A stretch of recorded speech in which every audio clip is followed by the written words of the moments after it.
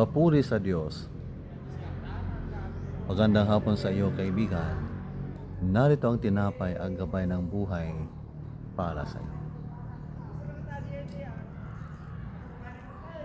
Isayas 65:24. Ang dalangin nila kahit hindi pa tapos ay aking diringgin at ibibigay ko ang kanilang hinihiling.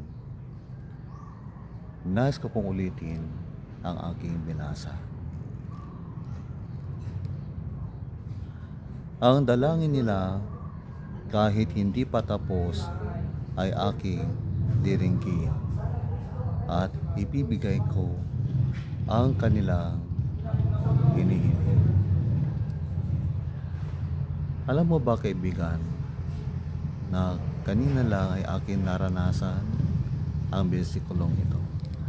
Ang pangako ng Diyos na ito na aking binasa. Ako po'y natulog. At sa aking pagising, ako po'y gutom. At dahil ako po'y gutom, ako po'y nagdasal sa Ama sa langit. Ang sabi ko sa Ama sa wikang Ilocos, Tatang ko, mabisina, mangipatulot ka man iti merienda, tatang ko. Agyaman akta, mamati akna, mangipatulot ka iti makan.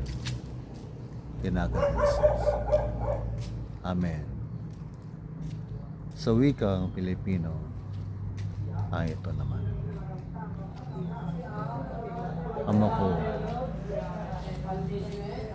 ako po'y gutom. Ako po'y nananalig na magpapadala ka ng pagkain dito sapagkat ako ay iyong anak. Maraming salamat, Ama. Sa pangalan ni Jesus. Amen. Mga kaibigan, hindi ko po alam na hindi pa pala tapos ang aking pagdarasal ay pinakinggan na po ako ng Ama sa langit. Dumating na po ang tugon ng Diyos sa aking kahilingan. At nang ako po'y lumabas mula sa aking kwarto, sa kusina, may nakita na po akong pagkain dumating. Ang aking asawa po'y kumakain ng turon, ang aking apo at ang kanyang mami. Salamat sa Diyos sapagkat kanyang tinugon ang aking kahilingan. Tama nga po ang aking binasa na habang ako'y nagdadasal pa lang ay tinugon na ng Diyos ang aking kahilingan.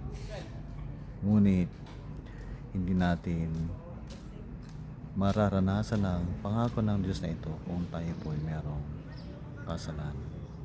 Kaya, kaibigan, ang payo ko sa iyo ay buhay ka ng matuwid sa harapan ng Diyos at iyong sundin ang kanyang mautos sapagkat kung hindi mo susundin ang kanyang mautos ay hindi niya ibigay ang iyong kahilingan. Unang 1:3-22. Kung ating susundin ang mautos ng Diyos, kanyang ibibigay ang ating mga kahilingan ayon sa kanyang kalooban. Unang Juan 5:14.